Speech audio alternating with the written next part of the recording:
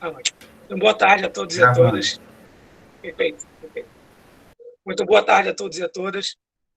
Estão me ouvindo bem? Conseguem me ouvir?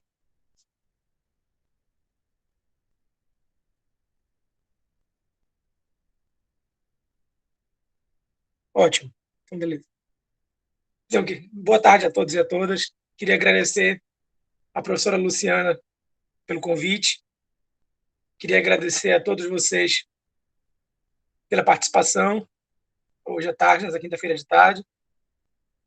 Meu objetivo é apresentar aqui alguns pontos que eu encontrei, que eu achei que são interessantes para a gente discutir. Então, eu vou fazer uma apresentação inicial de 50 minutos, onde eu vou pontuar primeiro alguns elementos que vocês certamente já conhecem, mas nunca é demais a gente relembrar sobre o conceito de revisão contratual, sobre as possibilidades de revisão de um contrato. E depois eu vou falar de alguns pontos específicos relacionados ao momento que a gente vive. Eu não vou de maneira nenhuma abranger assim, o assunto, apesar do nome aqui ser um mini curso, eu pretendo que a gente faça mais um debate. Então, eu vou expor alguns pontos importantes, colocar alguns artigos e mencionar algumas decisões judiciais. E depois eu vou encerrar minha apresentação e vou abrir para que vocês possam comentar, discutir, questionar, enfim, perguntar, fiquem à vontade. Se quiserem também, no meio da minha fala, fazer alguma pergunta ou acrescentar alguma coisa, podem colocar à vontade, fiquem à vontade, por favor. Eu fico muito feliz de participar desse evento e eu espero também poder aprender com vocês. Então, fiquem sinceramente à vontade para intervir quando vocês quiserem, certo? Beleza. Eu escolhi esse assunto, revisão contratual, e escolhi focar em contrato de locação de imóvel, primeiro pela função social desse contrato, é um assunto que bate todo dia na nossa porta, então é importante comentar, importante discutir sobre esse assunto. Eu escolhi esse tema também pelo contexto específico que a gente vive em Belém. Vou falar um pouco depois sobre isso, mas uma coisa que muita gente não sabe é que Belém é uma cidade na qual mais de 20% da cidade, o que é muito, vive em residências com condições ou inóspitas ou seriamente agredidas por situações várias durante o ano. Né? Como vocês sabem, mais de 40% das pessoas em Belém têm as suas casas danificadas pela chuva. Isso é um número avassalador. Né? Muitos de nós nem sequer lembramos disso, porque se a nossa casa não for uma das afetadas, né? Mas enfim. Então, Belém tem um motivo especial para eu tocar nesse contexto de locações de imóvel. Belém também é uma das cidades de preço mais caro dos aluguéis de imóvel urbano do Brasil. Não sei a explicação, mas Belém tem um preço de locação de imóvel mais caro que cidades como Florianópolis, por exemplo, que é uma cidade, até por ser menor e por ser uma cidade turística, praiana, em tese os preços seriam maiores, e não são, pelo contrário. Mas então, vou chegar nisso depois, vou falar depois sobre algumas coisas aqui de Belém, do nosso contexto de Belém. Algumas informações que eu vou falar talvez pareçam chocantes para alguns de vocês, para outros não. Eu vou falar daqui a pouco delas. Então, primeiro eu vou só apresentar aqui de maneira bem breve o conceito de revisão contratual, esse assunto que para mim é um assunto mais interessante na disciplina contratos, que é justamente os assuntos que tocam a ideia de imprevisibilidade, de fatos posteriores que podem alterar a situação social no qual um contrato foi feito.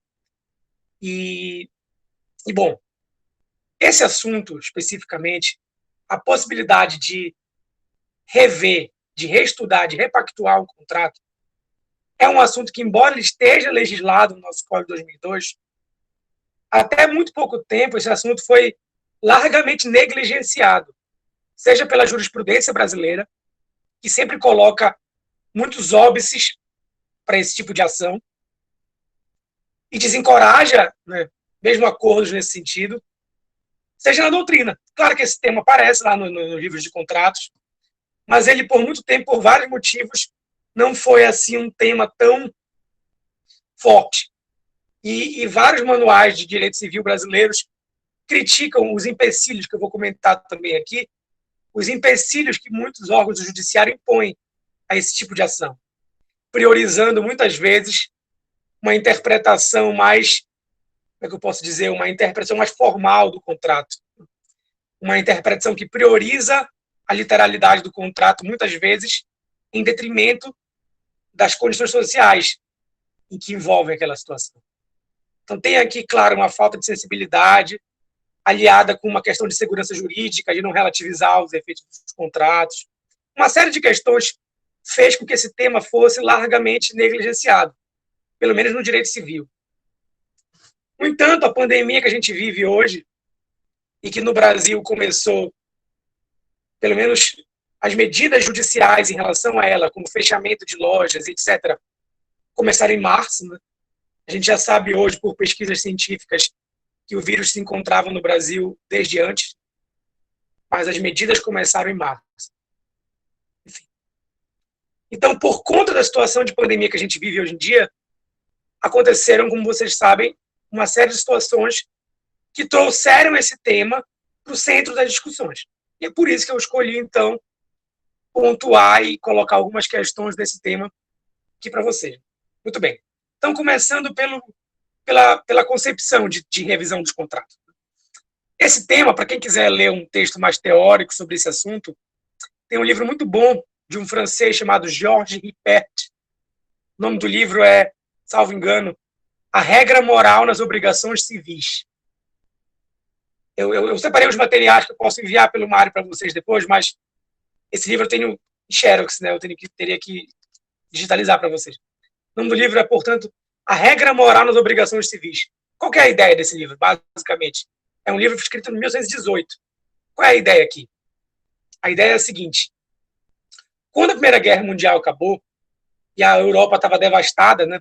Inclusive a França, que é onde o livro foi escrito, muitas pessoas que tinham feito contratos antes da guerra ou durante a guerra não conseguiam mais cumprir esses contratos por causa que estava todo mundo quebrado, estava todo mundo destruído, não é verdade? Então a situação ficou tão calamitosa lá que muitas pessoas não conseguiram honrar os acordos que elas haviam feito anteriormente. Por conta disso, foi feita uma lei na França, chamada Lei Fayot.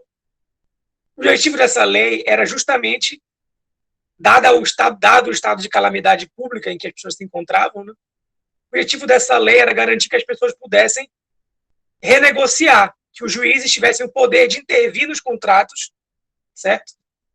Para reestruturar, para refazer, até modificar cláusulas, de modo a permanecer, de modo a garantir a permanência da vigência dos contratos.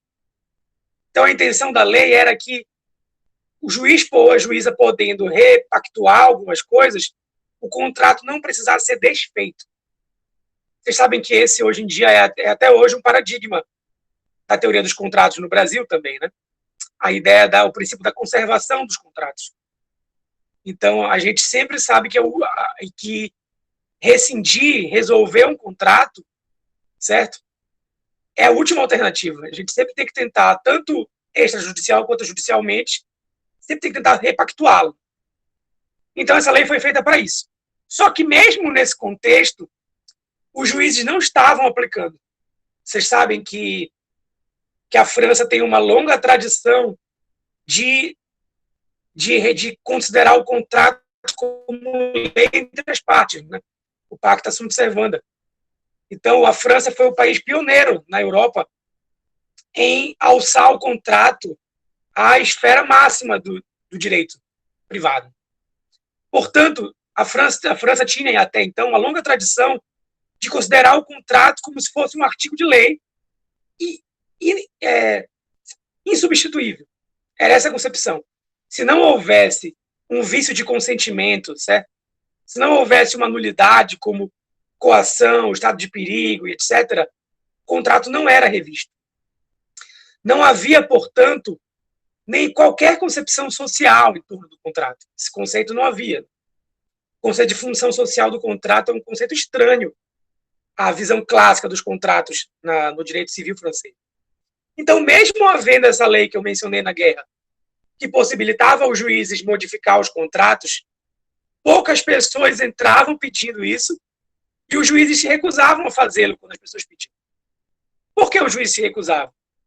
Porque eles entendiam que, mesmo havendo uma lei garantindo essa possibilidade, se eles intervissem nesses contratos, eles estariam sobrepujando a lei, eles estariam causando uma insegurança jurídica, na medida em que eles estariam atenuando a força normativa dos contratos.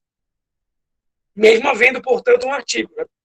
A gente pode perceber aqui que a cultura de tornar o contrato absoluto falava muito mais alto que os artigos de lei. Vocês que têm uma experiência prática no direito já sabem muito bem como isso é comum, na verdade. Como geralmente no direito os juízes se baseiam mais naquilo que eles fazem tradicionalmente no que diz a lei. Isso é muito comum. No direito do consumidor, por exemplo, onde a maioria dos juízes, mesmo havendo diferenças consideráveis entre o Código do Consumidor e o Código Civil, muitos juízes aplicam a lógica civil nas relações de consumo. Muitos juízes aplicam dano moral, por exemplo, baseados na ideia de proporção com a extensão do dano e não no aspecto educativo do dano moral, enfim. Então, existem muitas barreiras a você implementar uma cultura nova. E a ideia de revisão dos contratos se apresentava naquele momento justamente como uma novidade, que não foi muito bem percebida naquele contexto. Muito bem. Existem em outros países, mesmo no Brasil, mas em outros países também, já existiam antes também uma série de discussões, uma série de casos que aconteceram e que suscitaram o debate em torno da revisão dos contratos. Uma vez na Califórnia teve um grande incêndio onde milhares de pessoas perderam as suas casas. E então o governo criou uma lei dizendo que as pessoas que tinham perdido as suas casas naquele incêndio não precisavam mais pagar os aluguéis atrasados ou as hipotecas das casas. As pessoas tinham perdido as suas casas no incêndio. Essa lei foi muito importante, né? Mas ela também acendeu um sinal de alerta, porque algumas pessoas endividadas começaram a tocar fogo nas suas casas para se ver livre das dívidas. Isso gerou uma situação caótica lá. Uma situação caótica lá na Califórnia. E aí, essa lei até foi rebatendo depois, enfim, etc.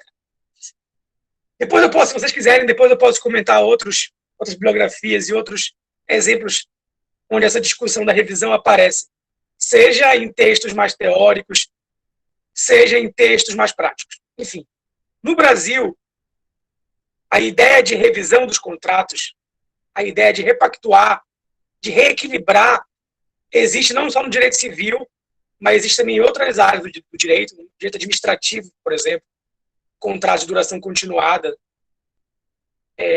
Mas o raciocínio que o Código Civil traz para isso é um raciocínio peculiar. Então, é sobre ele que eu acho que a gente deveria aqui se debruçar. Vamos lá. A jurisprudência cumprindo ou não, o fato é que o Código Civil de 2002 teve uma série de preocupações em relação aos contratos, que foram preocupações muito importantes. Né? Diferente do Código Civil anterior, que era um Código Civil muito mais positivista, um Código Civil muito mais duro, o Código Civil de 2002, como vocês sabem, foi uma tentativa de, como é que eu posso dizer? Foi uma tentativa de tornar os contratos interpretáveis a partir de padrões como função social, boa-fé objetiva do 422, certo? Função social do 421. Ou seja, o objetivo do Código Civil de 2002 é tornar o raciocínio maleável. Porque o Miguel Reale, inclusive, disse isso uma vez, né? Miguel Reale sabia que o Brasil, sendo um país de dimensões continentais, você ter uma legislação única para se aplicar ao país inteiro geraria decisões muito injustas em alguns lugares, muito discrepantes, porque os contextos culturais do Brasil são muito diferentes, né? Miguel Reale tinha consciência de que a realidade de São Paulo não é a realidade da Amazônia, certo? Então é por isso que Miguel Reale, quando pensou o Código Civil, ele pensou em colocar artigos que tornassem a lei maleável para os diversos contextos em que ele seria aplicado. A gente não sabe se isso funcionou tão bem assim, mas essa era inicialmente a intenção do Código Civil de 2002. Certo? Pois bem, o Código Civil de 2002, no artigo 317, ele fala na possibilidade, certo, de rever um contrato em razão da chamada teoria da imprevisão. Quando situações imprevisíveis acontecerem, certo? Situações que não foram pensadas à época do negócio, essas situações imprevisíveis ensejam, ou pelo menos podem ensejar, certo? Uma repactuação, podem ensejar uma releitura do pacto. Isso é o que diz lá o código. O código fala que são causas imprevisíveis, certo?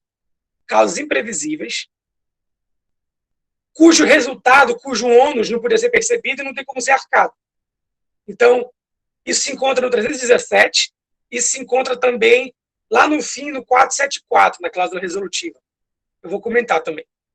No entanto, como eu tinha dito no começo aqui, infelizmente, esses artigos não tiveram, pelo menos até antes da pandemia, esses artigos não tiveram uma aplicabilidade prática tão grande.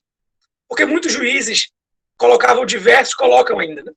Diversos empecilhos para considerar que uma situação é imprevisível. Certo? Vários juízes. Inclusive, o próprio STJ, durante um bom tempo, sustentou que a inflação, por exemplo, não é até com uma certa razão, que a inflação ainda está, mas já esteve bem mais equilibrada. Então, o próprio STJ entendeu que a inflação, por exemplo, não é um fator imprevisível. Certo? E faz sentido, sob certo modo, faz sentido, né? Um aluno me perguntou uma vez se ser demitido do seu trabalho é um fator imprevisível.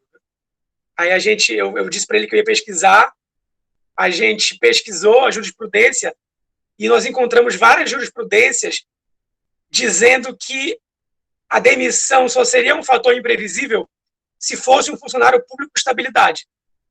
Certo? Se fosse um funcionário de uma empresa privada, não seria imprevisível, porque o empregador tem o poder de demitir os funcionários se ele quiser. Agora, vocês vão de convir comigo que há distinções muito grandes. Há empregos onde é mais fácil a demissão, e há empregos, digamos, a pessoa está trabalhando há 10 anos no mesmo lugar, não é de se prever que mês que vem ela vai perder o emprego. Então, a jurisprudência criou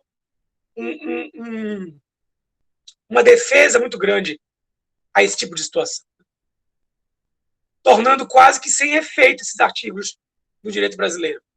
Certo? E quem já advogou com contratos, quem já trabalhou nessa área, sabe muito bem que os juízes brasileiros têm uma leitura muito positivista dos contratos.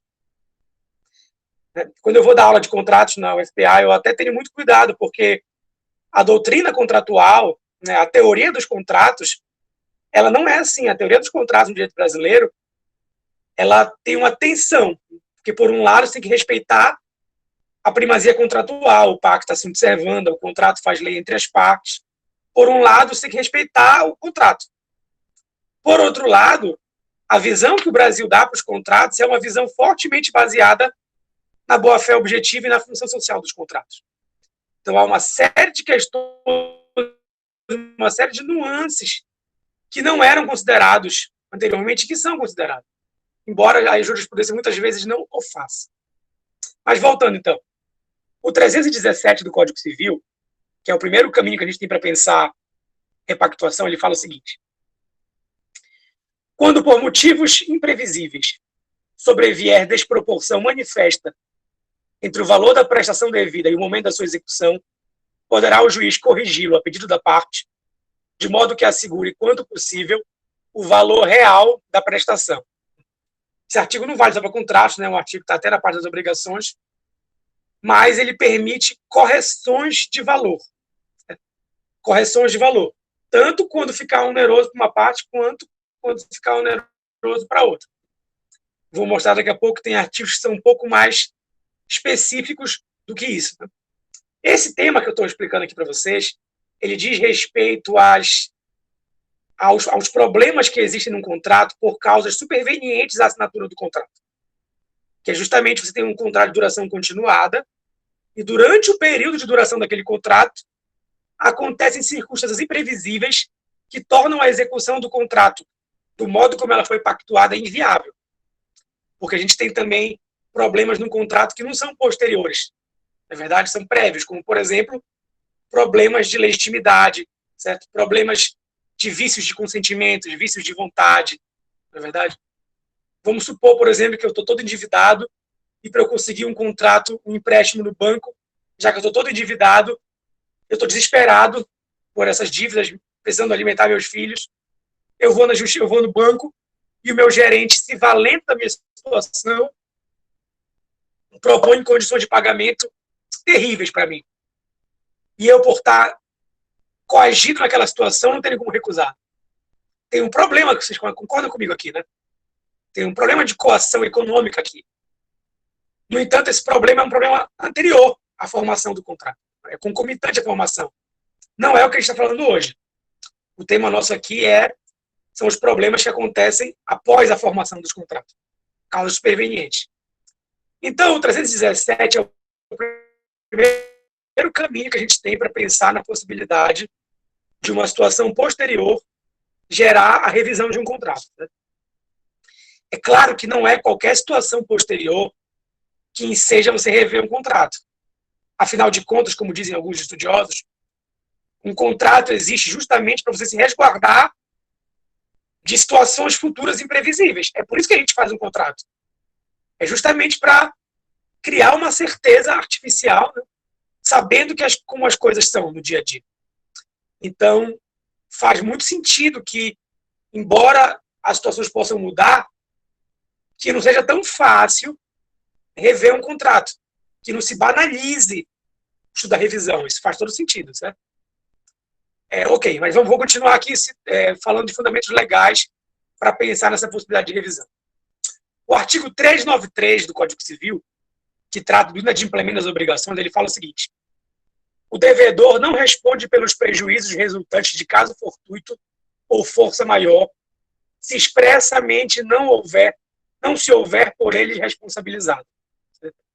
Então, o 393 é o artigo mais importante, a meu ver, para a gente tratar a questão da pandemia, porque ele é o artigo que trata especificamente da situação de força maior, certo? Que é onde a maioria dos processos judiciais da pandemia agora tem encaixado a questão da Covid-19, impedindo ação de revisão judicial de contratos. Né? Aí o parágrafo único do 393 diz assim: o caso fortuito ou de força maior verifica-se no fato necessário cujos efeitos não era possível evitar ou impedir. Então, de cara, eu diria que, claro que, como eu vou dizer mais para frente, entrar com uma ação judicial de revisão contratual é o último caso. O ideal é tentar sempre um acordo, certo? Seja mediação, seja um acordo entre as partes mesmo, é o ideal, claro. Mas se for o caso de entrar com uma ação de revisão judicial de contratos, o artigo 393, isso pela pandemia, né? Em razão da pandemia, o artigo 393 é um fundamento central, certo? Ao lado dele, claro, tem a função social dos contratos, o princípio da manutenção dos contratos, certo? E a noção de boa-fé objetiva. Vocês sabem, eu sei, mas não custa lembrar, né? Que diferente da boa-fé subjetiva, que tem a ver com intenção, você tenta oferir se a pessoa estava de boa intenção ou de má intenção, como é, por exemplo, a boa-fé quando vai analisar as ações possessórias. Aqui nos contratos, a boa-fé de que se trata é a boa-fé objetiva. A boa-fé objetiva não tem a ver com intenção. A boa-fé objetiva tem a ver com aquilo que se espera daquele tipo de relação. Aquele que é o comportamento correto naquele tipo de relação jurídica, certo? Então, por exemplo, se eu vou comprar um carro usado numa loja, o vendedor deve me informar dos eventuais problemas que esse carro tem, ou das peculiaridades do carro. Se ele não me informar informações relevantes, isso é uma falta de boa-fé. Mas eu posso dizer que é uma falta de boa-fé subjetiva aqui? Não, porque eu não posso provar que o vendedor sabia das informações e não me falou porque estava de má-fé. Talvez ele não soubesse as informações. Talvez ele seja um vendedor novo ali e não saiba daquilo. Mas na boa-fé objetiva, a gente não avalia se ele teve intenção de me sacanear ou não.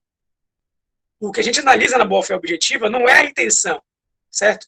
É o comportamento objetivamente considerado, em comparação a um comportamento que razoavelmente se espera, que eticamente se espera naquele tipo de relação, certo? Pois bem, como a gente pode perceber nessa situação aqui dos contratos, se eu assino hoje uma obrigação, mas entre a assinatura da obrigação e o seu cumprimento acontece uma pandemia como não acontecia há um século, na verdade. Em Belém, como vocês sabem, foi um dos lugares com maior taxa de contágio e mortalidade proporcionalmente falando do mundo. Inclusive, eu desejo meus sentimentos aqui para quem tiver perdido parentes ou passado enfim, pela pandemia, por problemas durante a pandemia, como todos nós passamos em alguma medida, né? Devia ter até começado falando isso, mas enfim. Essa situação específica é tão discrepante, tão imprevisível, certo? Que faz sentido do ponto de vista da boa-fé, faz todo sentido você esperar algum tipo de maleabilidade de ambas as partes, não é verdade? Ao mesmo tempo que faz sentido você pensar que a situação da outra parte certamente também está complicada, não é verdade? Porque são muito poucas as pessoas pouquíssimas pessoas tiveram a sorte de passar pela pandemia, certo? De maneira estável, pelo menos financeiramente. Acho que emocionalmente estável ninguém conseguiu. Eu não conheço ninguém que tenha conseguido, mas financeiramente as pessoas também não estavam de maneira estável.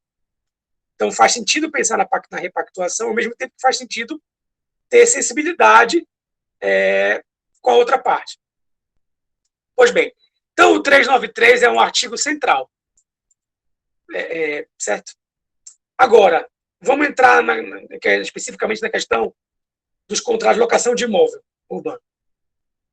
Como vocês sabem que as locações de imóvel urbano, elas não são regidas especificamente pelo Código Civil, e sim pela lei do inquilinato, que é uma lei que protege o locatário em vários aspectos, porque embora o contrato de locação civil seja um contrato do direito civil, geralmente, né, quando é entre as duas partes, existe uma vulnerabilidade aqui do locatário, certo? Você está dependendo daquela outra pessoa para a sua moradia. Você pode ser privado do direito fundamental. Então, tem uma relação aqui direta com direitos fundamentais, né, com a dignidade humana, com o direito à moradia, que está na Constituição, certo? Como o dever do Estado. E uma relação também direta com os princípios do Código Civil, que eu tinha comentado aqui ainda agora. Pois bem, por conta disso, a lei do inquilinato é uma lei que, em diversos aspectos, ela é protetiva ao locatário, garantindo, por exemplo, que a pessoa possa morar por 3 anos, certo?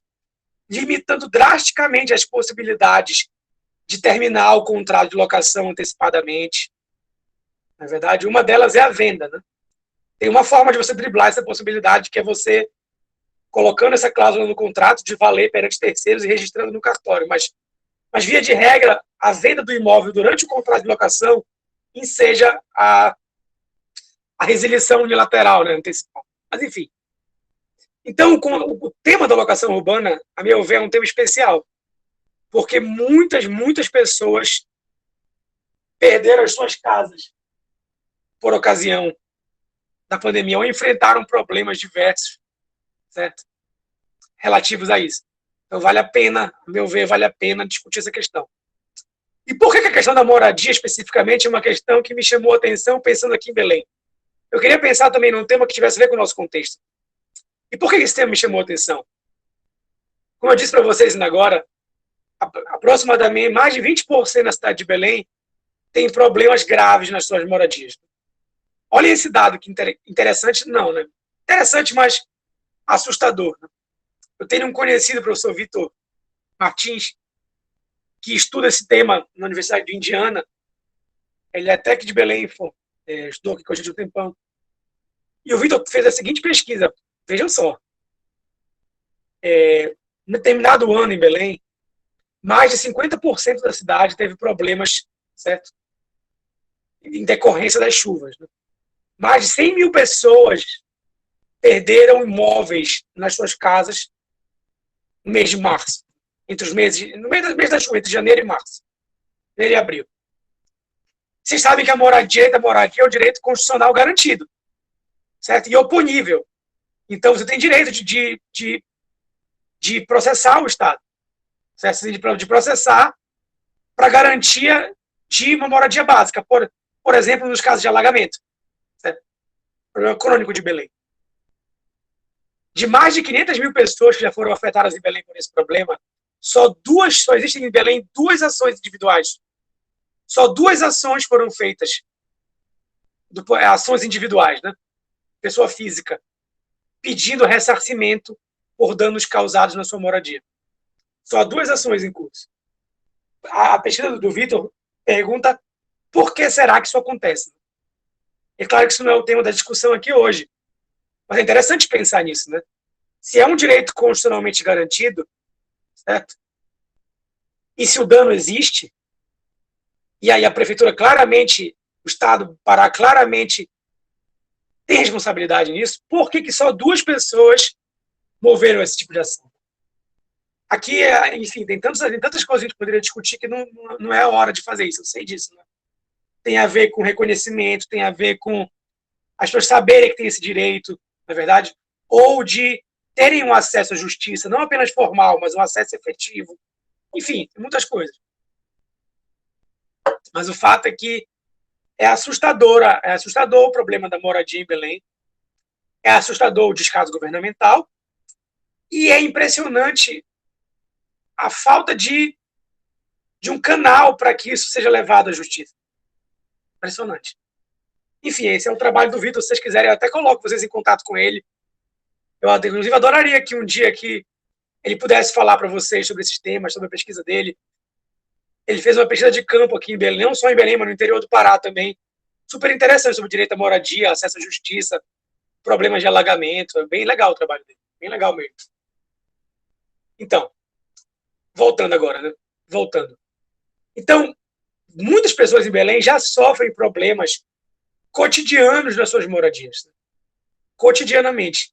Que, por si sós, alguns desses problemas já ensejariam uma discussão revisional. Mas a pandemia, como vocês sabem, tornou a situação muito mais grave. Eu posso dizer que a pandemia é uma situação de força maior e que, por conta dela, todos os contratos necessariamente podem ser revistos? Claro que não. Em direito contratual, a gente tem que sempre saber que as situações são específicas, de modo que revisão de situações contratuais, elas só podem acontecer quando você provar que naquele caso específico ela se faz necessária. Não é verdade? Por exemplo, eu sou professor da Federal, então eu sou um funcionário público. Eu recebo um salário fixo todo mês. Não é? Embora a pandemia tenha destruído a minha saúde mental, certo? Eu tenha perdido pessoas muito importantes para mim durante esse período de pandemia agora, certo? Pessoas, pai de amigos, enfim.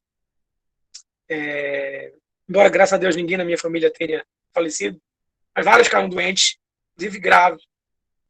Mas por conta disso tudo, né, eu não posso dizer que eu tenho o direito de pedir a revisão do meu contrato de aluguel.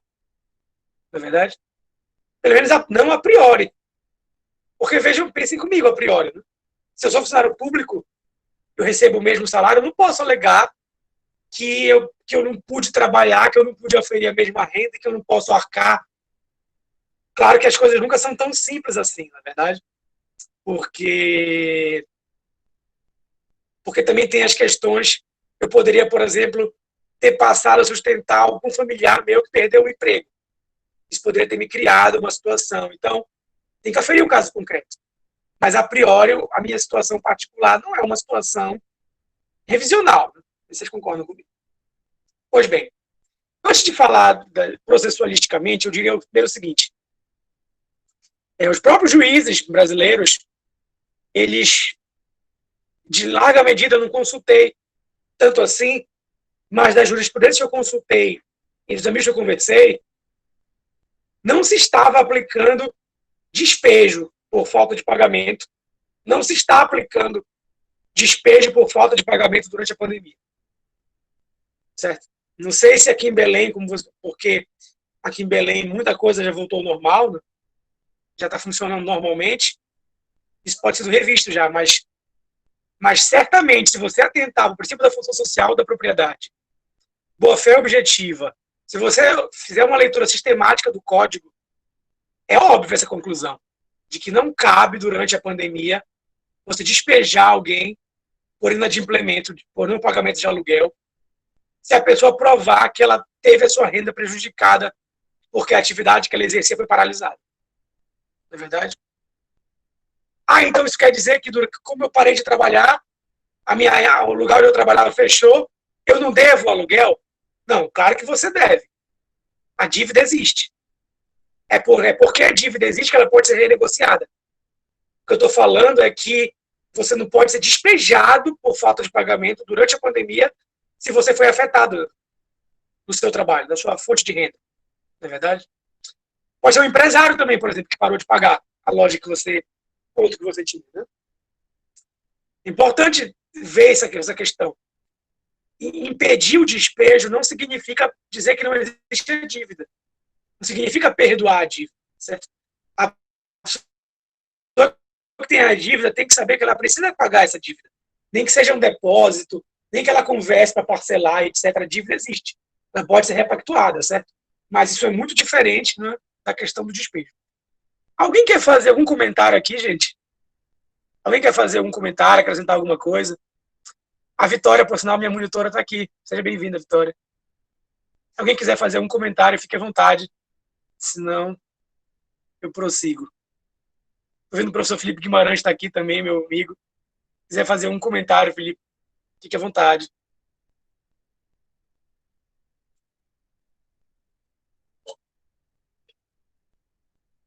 Pois bem. Então, embora não caiba despejo, certo? O fato de não caber despejo não significa que a dívida não exista, como eu estava dizendo.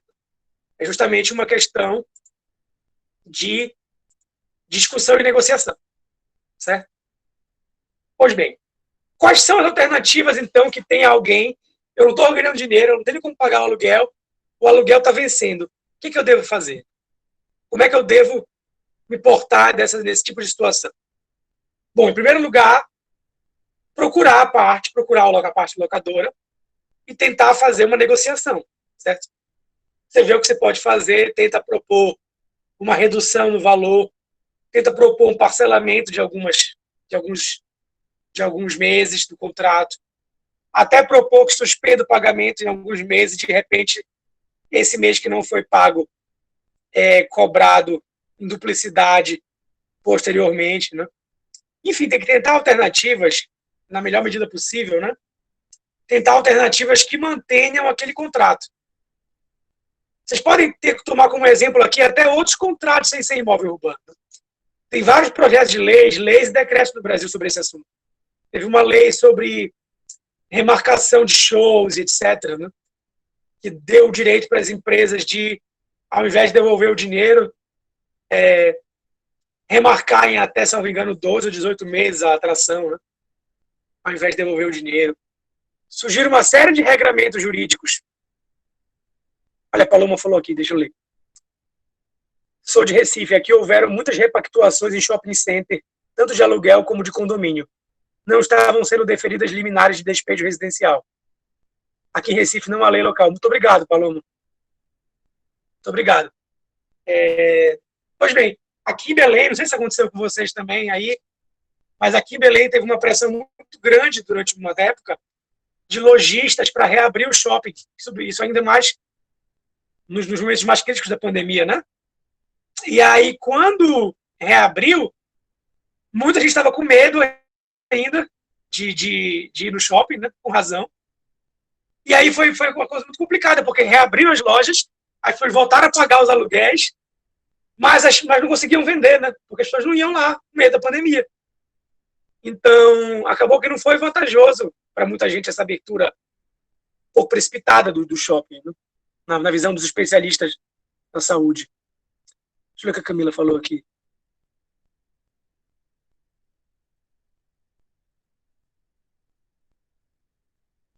Olha, Camila, eu não sei te dizer como é que seria o procedimento de tributário, né? Não sei se o governo tem liberalidade de retirar um tributo. Eu prefiro conversar com um tributarista mais especificamente sobre isso. Eu acho que o governo, na medida do possível em que ele puder suspender ou minorar qualquer desses valores, ele deveria. Mas eu não sei se o governo tem liberalidade, né, de negociar dessa forma as ciências dos tributos. Né? Talvez uma repactuação, um parcelamento, uma forma, mas eu não sei se o governo tem liberdade de retirar, né? Retirar uma incidência de tributo. Né? Não sei. Talvez renunciar, né? Renúncia fiscal. Não sei. Teria. Nada. Pois bem, então eu acho que vocês todos concordam aqui comigo que o mais importante inicialmente é pensar numa negociação amigável, ou mesmo uma mediação, certo? Para encontrar um valor que seja digno para todo mundo pagar. Né? Para encontrar um valor que seja justo para pagar. Para que a situação do contrato corresponda à situação de fato que está acontecendo ali, não é verdade? Não foi à toa que esse tipo de discussão de revisão de contrato começou justamente em países que sofreram guerra. Não por acaso, os dois melhores livros que eu conheço sobre esse assunto são o do Georges Ripert, que foi escrito depois da Primeira Guerra Mundial, e o do Pietro Perlingieri, chamado Perfis do Direito Civil, que é um livro que inaugura a ideia da constitucionalização do direito civil. Também é um livro escrito no contexto de pós-guerra da Itália. Quando eu dou a disciplina Teoria Geral do Direito Civil, que eu vou dar esse semestre, eu sempre indico para meus alunos que assistam o filme Ladrão de Bicicleta, não sei se vocês já viram. É um filme lindíssimo, super triste, e de um pai que tem um filho pequeno, criancinha, perde o emprego e procura um emprego, encontra um emprego de entregador, aí compra a bicicleta para pagar a bicicleta parcelada com salário, e aí rouba a bicicleta dele, ele fica desempregado com o menino, até furta no final do filme, tenta roubar uma carteira, se não me engano, ou furtar uma bicicleta. É um filme super triste, mas é um dos filmes mais icônicos assim para a gente ver como é que fica um país depois de uma guerra. E justamente nesse contexto, num contexto de uma economia arrasada, certo? É que sempre surge novamente as discussões sobre função social, sobre necessidade de reinterpretar um contrato, certo? É geralmente nesses contextos que esse tipo de discussão surge. Então é por essa razão que não é por acaso que a pandemia que a gente vive hoje, que é uma situação sem precedentes na vida de todos nós, na verdade, inimaginável há um ano atrás que a gente vive, inimaginável 6 meses atrás. E não é por acaso, então, que essa situação toda enseja a discussão da revisão dos contratos, certo?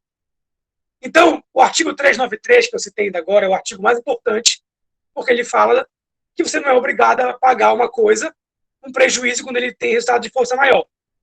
Não é verdade? Agora, lá no final no artigo 494, vou procurar aqui, só assim. Assim.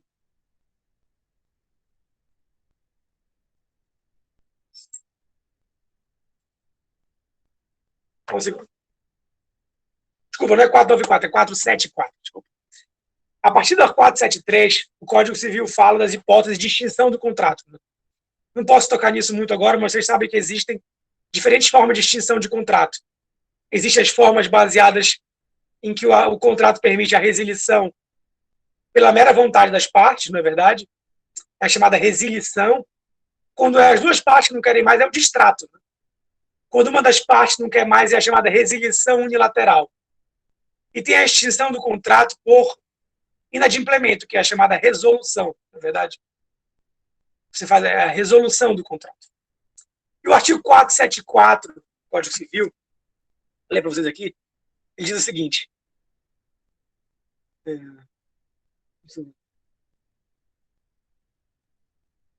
Olha só. A cláusula resolutiva.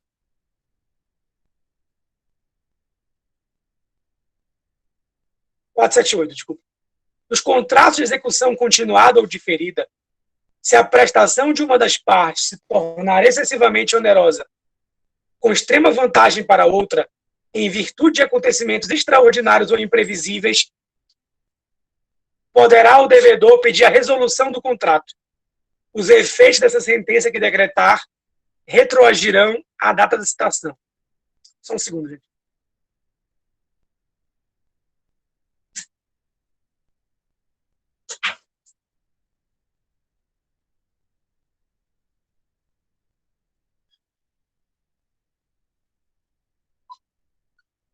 Desculpe, que a minha cachorra estava enlouquecida aqui.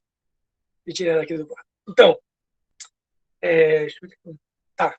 Então, 478 diz o seguinte, que nos contratos de execução continuada, portanto, que perduram, né? Se a prestação se tornar excessivamente onerosa com vantagem para outra pessoa, em virtude de acontecimento extraordinário ou imprevisível, poderá o devedor pedir a resolução do contrato. Né? Esse artigo aqui, ele já está pleiteando, né, a possibilidade de você extinguir o contrato por ele ter se tornado muito excessivo. É claro que num contrato de locação de imóvel, claro, eu posso extingui-lo com esse artigo para não pagar multa, né, por sair antes do prazo do contrato. Mas a intenção das pessoas não é extinguir o contrato. A intenção das pessoas é permanecer nas suas casas, não é verdade? Encontrar uma forma de manter o contrato, esperar que as coisas voltem ao normal e continuar nas suas casas. Essa é a intenção das pessoas. E esse artigo é o último caso, né? Existe até uma fungibilidade aqui, importante, porque mesmo que a pessoa entre com uma ação pedindo a resolução por onerosidade excessiva, o juiz tem total competência para, recebendo esse tipo de ação, tentar dialogar com as partes e ver se essa resolução não é transformada numa repactuação, numa revisão. Não é verdade? É muito importante essa percepção da continuidade do contrato, baseada justamente na sua função social. Então, o 478 que eu estava lendo para vocês, ele fala o seguinte, né? Em virtude de acontecimentos extraordinários ou imprevisíveis. Tem um enunciado da Jornada de Direito Civil que fala que isso pode acontecer também quando o acontecimento é previsível, mas os resultados do acontecimento são imprevisíveis. A gente pode pensar aqui numa situação que é previsível, mas que não se imaginava que os resultados advindos dela fossem previsíveis. Mas, como vocês sabem, os enunciados de jornada, eles não têm força jurisprudencial. Embora muitos deles sejam seguidos, tenham até uma força normativa grande, do ponto de vista das fontes do direito, eles não são uma fonte oficial do direito, eles são doutrina, desse ponto de vista. Mas eles geralmente acertam, né? Justamente porque são estudos doutrinários. E aqui é verdade. Tanto o 317, que eu li para vocês, que era o teoria da imprevisão, quanto o 478, que é o da onerosidade excessiva, são artigos muito amarrados. Eles estão escritos aqui com muito cuidado para evitar justamente a banalização do Instituto. Só que para evitar a banalização, eles quase que tornaram pouco viável esse Instituto. E tem casos que claramente são casos razoáveis. Não sei se vocês acompanharam, dando aqui um outro exemplo, sem ser de locação, não sei se vocês acompanharam a situação do jogador de futebol do Messi, agora no Barcelona, né?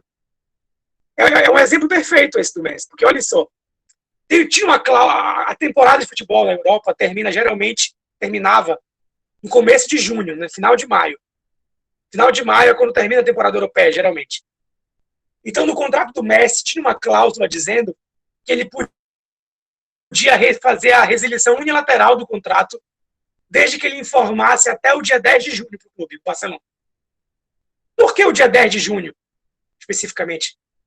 Porque é o fim da temporada europeia. Esse ano, 2020, por causa da pandemia, a temporada europeia acabou em setembro, não acabou em junho. E o Messi, quando acabou a temporada, o Messi tentou a resilição unilateral e foi vetada, né? Não pôde fazer. Por qual argumento? Porque o Barcelona pegou o contrato e falou: o seu prazo para dizer que você vai sair sem multa era até o dia 10 de junho. Como você não manifestou o seu interesse, agora você vai ter que ficar. Se tiver que sair, tem que pagar a multa de 700 milhões. Agora vejam comigo. O contrato de fato dizia 10 de junho. Mas por que o contrato dizia 10 de junho? contrato dizia 10 de junho porque é o fim da temporada, mas com a pandemia, na verdade, inclusive no estádio de futebol na Itália, foi justamente o epicentro do alastramento do corona na Itália. A gente sabe hoje em dia, foi um jogo de futebol desse mesmo torneio. A pandemia parou o trabalho de todo mundo, na verdade, parou a vida de todo mundo. E os jogadores se arriscando um pouco, só voltaram há pouco tempo, em agosto. Então, o Messi está pedindo para sair agora, o que equivale ao final da temporada, como era no contrato originalmente, verdade? Mas o Barcelona baixou lá a literalidade do contrato, disse que ele não podia sair. É a típica situação onde, se você fizer uma leitura contextualizada do texto do contrato, com a situação social que a Europa vive, você percebe a necessidade da repactuação. Não sei se vocês concordam comigo. Não é verdade? Porque o Messi desistiu até que ele não quis entrar judicialmente, mas é o típico caso, certo? É o típico caso onde faz sentido essa discussão. Agora, olhem só, como eu falei mais cedo para vocês, se aqui em Belém a esmagadora maioria da população, como vocês bem sabem, não sabe que tem um direito constitucional oponível ao Estado quando a sua casa alaga, por exemplo, etc. Né? A esmagadora maioria não sabe desse direito. Acho que no NPJ vocês estão acostumados com isso, né? A esmagadora da maioria das pessoas acha que é obrigada a cumprir o contrato, na verdade. Acha que é obrigada a se matar para cumprir e não sabe que tem esse direito. Então, um problema que a gente tem aqui em Belém, social, na verdade, que não é um problema de dogmática jurídica, é um problema da pessoa se reconhecer como digno de acessar a justiça, né? É justamente o problema da saber que tem esse direito. É por isso que o trabalho que eu citei do Vitor é um trabalho importante, porque ele nos impulsiona a fazer trabalho de conscientização das pessoas, né, no sentido do acesso à justiça. Tanto das demandas individuais quanto coletivas. Cobrar demandas coletivas também. E isso, não por acaso, é um entrave fortíssimo em teoria dos contratos, na verdade. E muitas pessoas acabaram sendo, embora não seja correto, né, tiveram despejo decretado, na verdade. Então, é uma situação muito complicada, mas claro que se não tiver nenhum acordo, legalmente, processualmente falando, a ação cabível é uma ação revisional de contrato, onde você vai propor, primeiramente, pedir que seja garantido por ter a impossibilidade do despejo, né? Em segundo lugar, você vai pedir uma repactuação da forma que a pessoa puder pagar, parcelamento, certo? O interessante aqui nessa petição, a parte interessada coloca diversas possibilidades de renegociação, né, para que a parte ré tenha um leque lá de opções, e isso faz inclusive um trabalho de mediação ali na audiência. É uma saída que preserva, não é verdade? Que preserva a função social do contrato e que, ao mesmo tempo, preserva os interesses da parte locadora, que muitas vezes a parte locadora só sobrevive daquele imóvel, na verdade. E a única fonte de renda dela é aquele imóvel. Então, a gente tem que ter sensibilidade de perceber também o lado da outra parte. Bom, gente, de maneira geral, era isso que eu queria falar. Eu reuni aqui os artigos principais do Código Civil que falam disso, na verdade. Mencionei para vocês os livros que eu acho interessantes. Se vocês quiserem, eu posso mandar para vocês as coisas que eu tenho sobre isso. Tem uma série de artigos, foram feitas lives sobre esse assunto, né? Eu acho que isso é muito importante. Eu acho que isso é muito importante aqui em Belém. Eu acho que a questão da moradia é uma questão sensível aqui, que a gente precisa trabalhar com mais seriedade, sabe? Vitor Martins Dias, não é o deputado, é um jurista. Ele está fazendo a tese nos Estados Unidos, mas a pesquisa dele é sobre Belém, né? Então ele é daqui de Belém, mas ele está estudando lá, no Departamento de Sociologia da Universidade do Indiana. E aí ele vem para cá fazer pesquisa de campo. Ele passou, a última vez agora, 1 ano e meio aqui, Belém, Paragominas, várias cidades.